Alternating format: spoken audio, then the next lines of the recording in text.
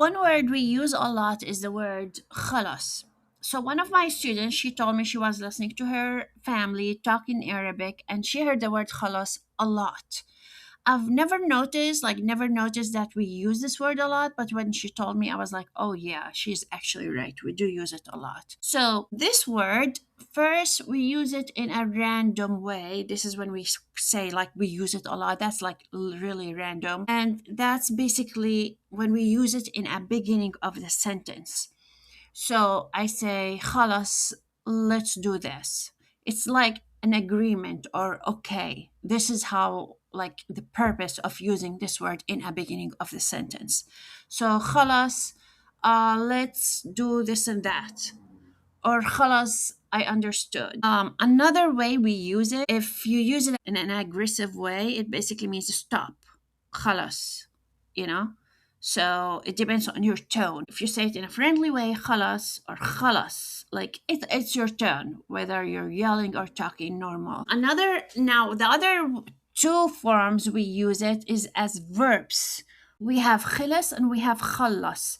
And this is one of the reasons I always tell everyone, if you want to learn Arabic, I always recommend you start with the letters and the movements because they're going to make your life much easier when you see the differences between words by understanding the movements. Okay, if you don't want to learn any of this, the language is going to be very complicated.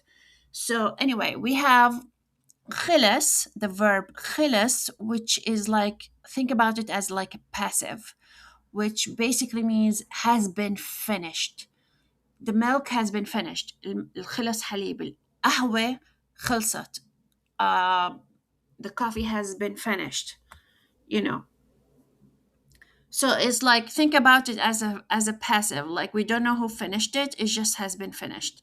So that's khilas. We put a kasra under the kha and kasra under the lam. Khilas. Okay, it has been finished.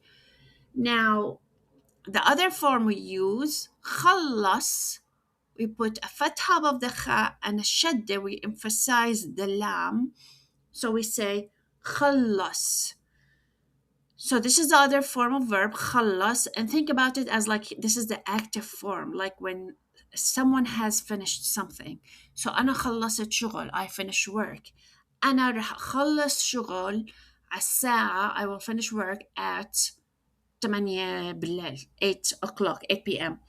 So خلص is like when someone there, it's active, we know it's an active form, we know who finished, like I finished it, خلصت. So this is when you use this form, okay?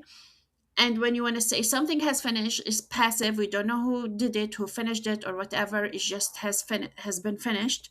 So you can use the form khilas, the one with the kasra underneath the first and second letters. I hope I explained it clearly. I love to see your comments, your questions, and remember to check out my workbooks in my Etsy shop Aralola.